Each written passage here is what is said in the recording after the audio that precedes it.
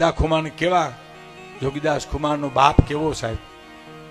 નિમી 11 હતી ને ત્યારે ગામના જુવાનો નીમ લેવા બાપુ ની આવ્યા કે બાપુ આજ નીમ લેવા લ્યો બાપા તમે જુવાન માણા તમારે જે નીમ લેવા લ્યો પણ કે તમે લ્યો તો અમે લઈ તો બાપા હું ન લઈ શકું હું હવે વ્રત થઈ ગયો મારાથી નીમ પલાય નહીં.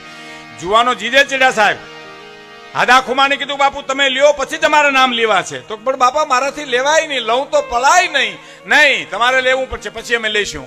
અને પછી આદા ખુમાને શું કીધું ખબર તમે 2-4 જણા લ્યો તો ખરા પછી મને હિંમત આવશે તો લે હું એક નીમ લઈશ.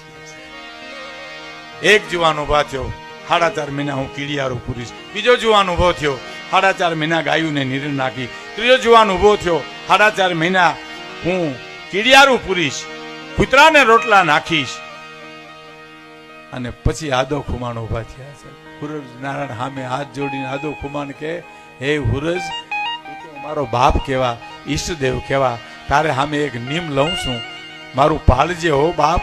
અને જુવાનો હવે લ્યો હું નીમ લઉં છું. 4.5 મહિના સવારમાં ઉઠી અને દાંતણ કરું અને દાંતણના ચીરિયા કરીને ઘા કરું અને ચતા પડે તો જીવું બઠા પડે તેથી મરી જાઉં સાહેબ.